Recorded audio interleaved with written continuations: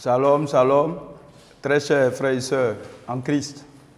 Je suis là ce matin pour vous apporter la méditation du 12e jour de notre jeûne international.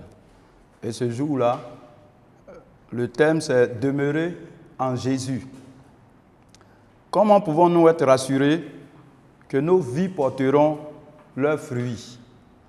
Effectivement, si nous restons en Jésus, c'est sûr et certain que nous pourrons porter du fruit.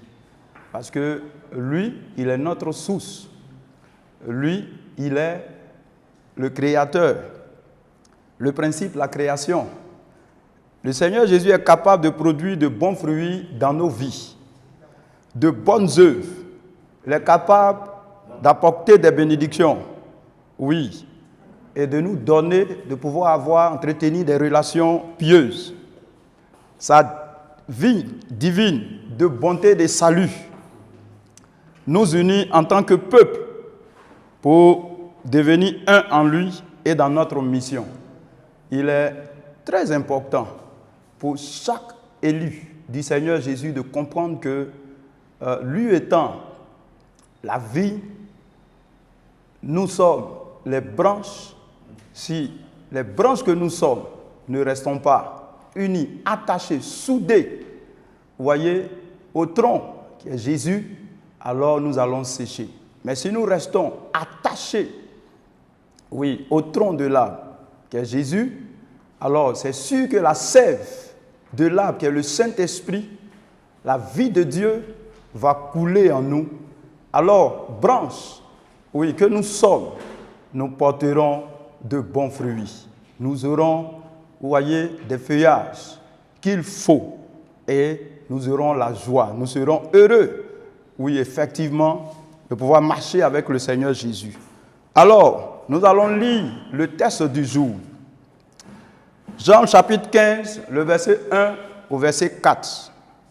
Il dit ceci: « Je suis le vrai cep et mon Père est le vigneron. Tout sarment qui est en moi et qui ne porte pas de fruits, il le retranche. Et tout sarment qui porte du fruit, il l'émonde, afin qu'il porte encore plus de fruits. Déjà, vous êtes purs à cause de la parole que je vous ai annoncée. Demeurez en moi, et je demeurerai en vous. Comme le sarment ne peut de lui-même porter du fruit s'il ne demeure attaché au cep, ainsi vous ne le pouvez non plus si vous ne demeurez en moi. » Voyez, cette portion des Écritures de l'Évangile de Jean nous révèle un peu, vous voyez, le mystère de pouvoir porter du fruit en restant, vous voyez, attaché, en demeurant en Jésus-Christ. Et c'est à nous de pouvoir faire un certain nombre de choses pour pouvoir demeurer en Jésus-Christ, parce que lui nous a aimés, il a déjà payé le grand prix, il est dans notre esprit, il se manifeste dans nos cœurs et il se manifeste dans nos vies. Mais c'est à nous, chaque matin, chaque jour, de pouvoir faire un certain nombre de choses. Vous voyez, demeurer, c'est prier, demeurer, c'est tourner les regards vers le trône de la grâce, demeurer, c'est manifester la foi en chantant des cantiques de louange, d'adoration, en lisant la Bible, vous comprenez, en obéissant aux recommandations du Seigneur. C'est l'ensemble de ces choses-là qui va effectivement nous donner de rester attachés à notre Dieu.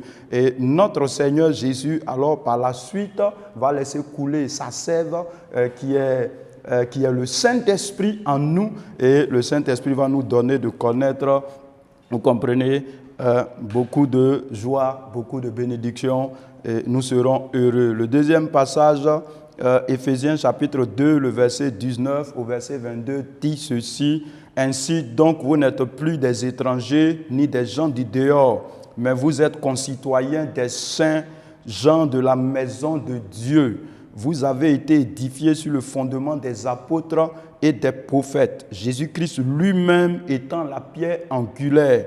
En lui, tout l'édifice bien coordonné s'élève pour être un temple saint dans le Seigneur. En lui, vous êtes aussi édifiés pour être une habitation de Dieu en esprit. » Vous comprenez par là que Dieu nous a déjà bénis. Vous comprenez, Dieu a déjà prévu toutes choses pour que nous soyons édifiés. En Jésus, nous sommes un temple. En Jésus, nous sommes saints. En Jésus, Bien-aimés, nous sommes une habitation de Dieu. Et si Dieu habite nos vies, alors comprenez avec moi que nous allons bénéficier, vous voyez, de la grâce, de la bénédiction qui est en Dieu, vous voyez, manifestée au troisième ciel. Puisqu'il est en nous, il va manifester ça en nous. Alors, nous serons heureux.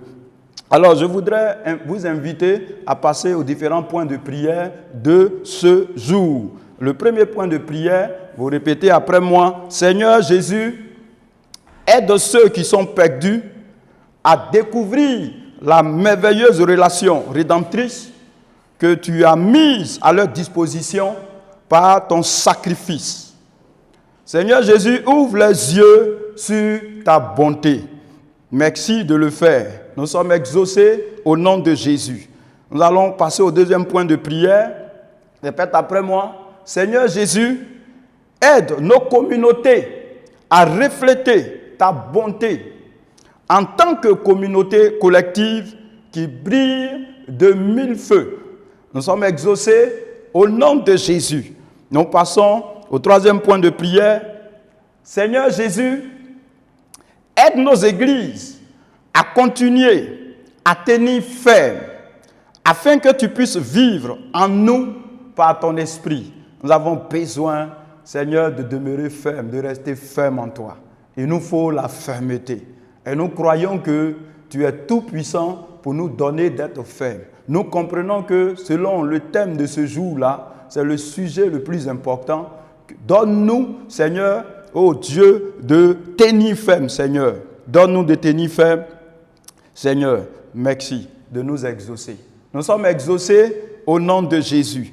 Alors que le Seigneur Jésus donne à son peuple en cette année-là, 2023, de pouvoir vivre de manière intelligente, c'est-à-dire en demeurant, vous voyez, dans notre Seigneur, par la manifestation de notre foi, vous voyez, chaque jour. Vous comprenez, il y a les réalités, nous avons beaucoup de choses à faire, mais nous devons faire de demeurer en Jésus notre priorité. Si nous demeurons en celui qui a vaincu Satan et les démons, alors c'est sûr, celui qui a la clé de la mort de ces jours de mort, notre source, alors c'est sûr, tu comprends avec moi que chaque jour, il va nous arroser de sa grâce, il va manifester sa bonté sur nos vies.